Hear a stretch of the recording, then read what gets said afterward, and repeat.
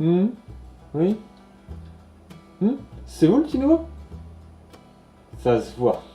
On n'est pas vraiment à Versailles ici. Enfin bref.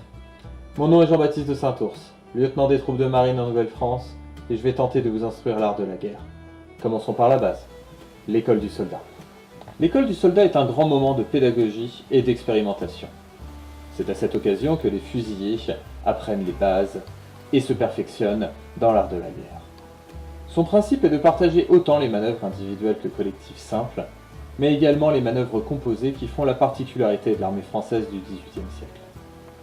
Tout exercice est basé sur des sources primaires, comme le traité des évolutions du comte de Bombelles, ou l'instruction sur l'exercice d'infanterie.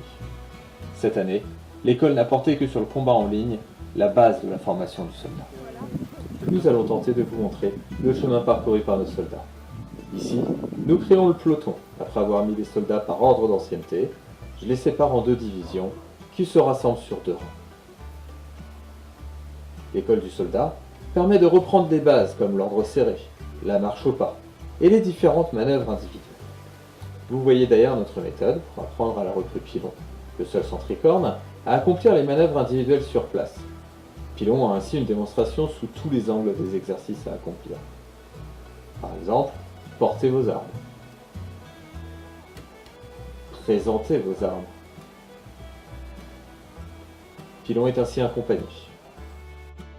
Les manœuvres simples, individuelles ou collectives, telles que les quarts de tour ou demi-tour, ainsi que les manipulations du fusil sont très proches de l'ordre serré actuellement en cours dans l'armée française. Nous avons pris le parti de vous présenter les manœuvres complexes ou composées qui demandent plus de travail. Ces manœuvres sont composées de plusieurs mouvements travaillés séparément à l'entraînement, mais elles ne sont déclenchées que par un seul ordre. Elles nécessitent ainsi une grande pratique pour être utilisées au combat, mais apportent de nombreux avantages. Bon, passons aux choses sérieuses.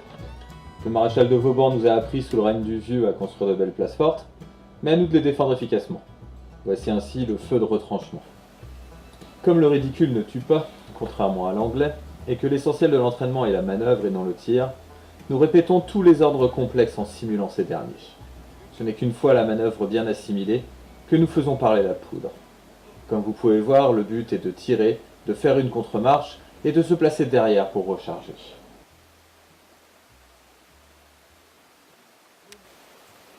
Le principe du feu de retranchement est de faire un feu dit continu pour l'époque, à savoir un tir toutes les 5 secondes. On voit donc que les fusiliers prennent leur temps pour bien épauler, bien viser, toucher la cible. En effet, nous autres Français trichons à la guerre. Nous sommes en effet les seuls en Europe à tirer en visant. On peut voir donc que les soldats rechargent pendant qu'ils remontent la colonne avant de se présenter sur leur poste de tir. Pour le deuxième tir, nous voyons ici le cadet Jolicoeur qui épaule, qui a un peu de mal, qui a beaucoup de mal, mais qui a pris le temps de prendre sa visée correctement. On peut supposer qu'un Anglais meurt. Pendant ce temps-là, le caporal Larsouille est à la traîne pour le rechargement, mais cela ne pose pas de problème. Nous sommes en effet dans un tir de retranchement, donc derrière une protection, ici symbolisée par ce bosquet. Larsouille épaule. Les silex ont des difficultés aujourd'hui. Et tire. 2, 3, 4, 5. Bravo la bricole. Et enfin notre petite recrue. Épaule et tire. J'avais ordonné 2 tirs de retranchement. L'exercice est donc terminé.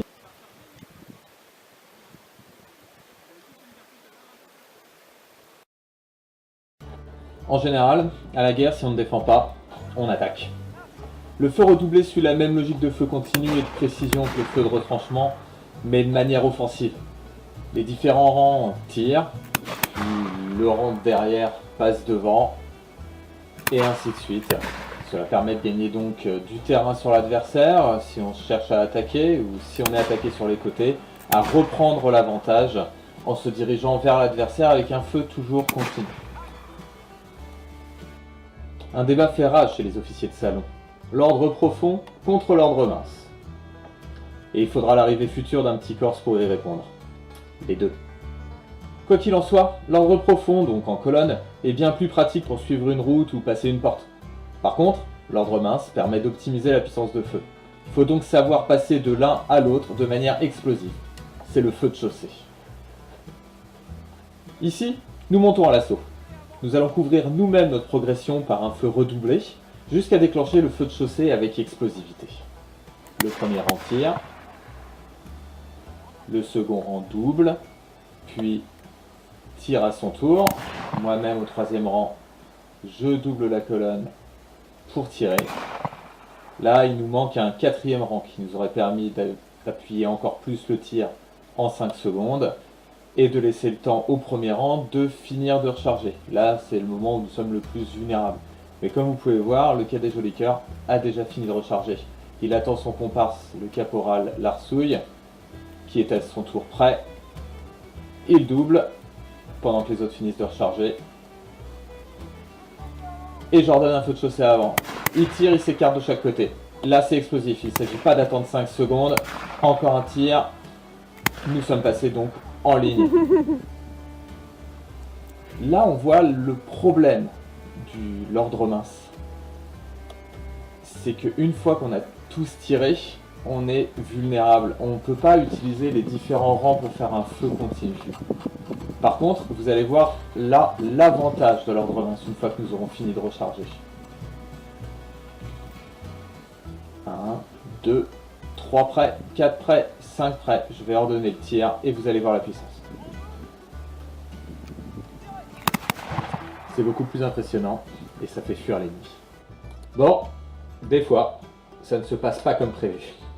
Et il faut retraiter. Mais autant le faire en s'ouvrant de nos tirs, et donc en faisant baisser quelques têtes. Encore une fois, c'est avec un tir suivi d'une contre-marche que le feu de retraite s'exécute, comme vous pouvez le voir. Là, comme nous autres, compagnie franche de la marine, nous savons également nous battre en petite guerre, j'ai ordonné la dispersion et qu'on se mette dans la tranchée. Oui, je sais, c'est pas flagrant, la bricole et son mètre 95 qui se couche pas, ça sert pas à grand chose la tranchée. Bon, quoi qu'il en soit, une fois que tout le monde s'est mis plus ou moins à l'abri, on voit qu'on peut obtenir des choses très correctes. Et un beau tir. Grand classique des entraînements, la restitution. En effet, après avoir passé une après-midi à apprendre tout ce qui est manœuvres individuelles et collectives, nous essayons de nous mettre en situation afin de voir comment les soldats réagissent face à quelques pétards, un peu de bruit, et sur une situation à laquelle ils ne s'attendent pas. En l'occurrence, nous allons nous faire attaquer sur le flanc gauche, et il faudra y répondre pour pouvoir prendre le dessus. Je vous laisse regarder. Nous voyons donc le peloton en ordre de marche. Marche ou pas. À l'européenne, je rappelle que l'entraînement de la journée porte sur le combat en rang. Étant un nombre impair, l'officier se porte à droite du peloton.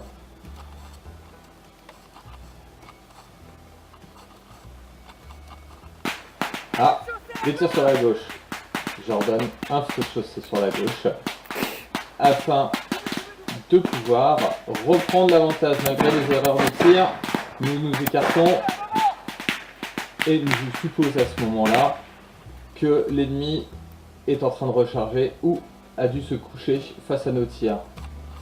Ainsi, avant de recharger, j'ordonne la mise à couvert. Là, clairement, nous utilisons les compétences des compagnies franches de la marine et nous passons en mode escarmouche, en petite guerre, en guérilla.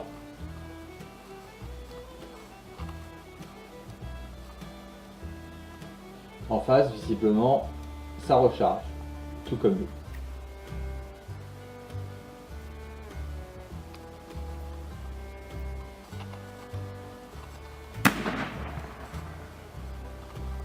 Je profite du tir de pilon pour illustrer qu'un tir sporadique à volonté est vraiment très peu efficace vu le temps de rechargement de nos fusils.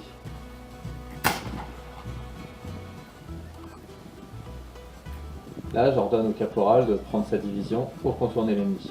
Pendant ce temps-là, feu à volonté pour fixer l'ennemi.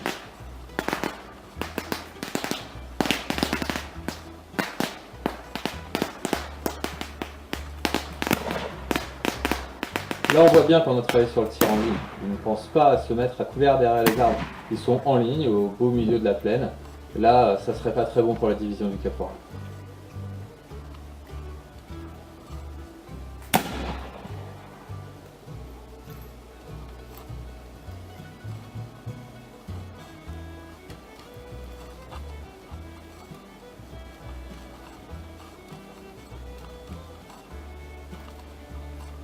Là, la bricole, il doit vraiment avoir un problème avec le sol. Je peux faire la même en étant à genoux. Au moins, ça me permet de voir que la prochaine fois, nous allons travailler les rechargements à genoux et allongés pour faire un entraînement plus axé sur la petite gaine.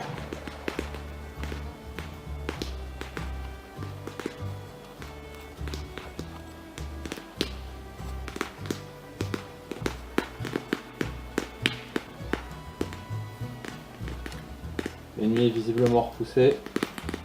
On va achever de lui donner la fuite. Fin de l'exercice.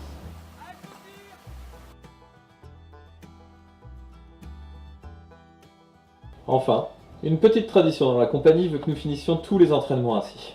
Le principe est simple. Le dernier à tirer paie l'apéro à tous les autres. Je vous laisse regarder.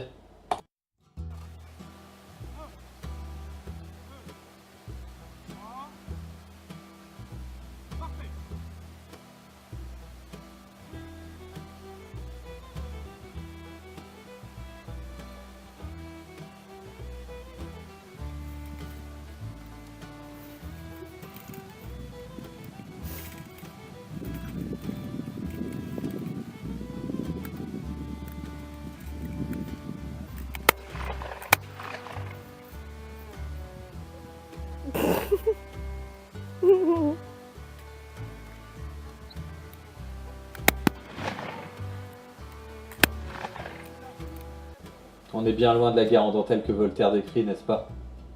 En tout cas, merci de m'avoir écouté et n'hésitez pas à cliquer sur notre logo pour continuer à nous suivre.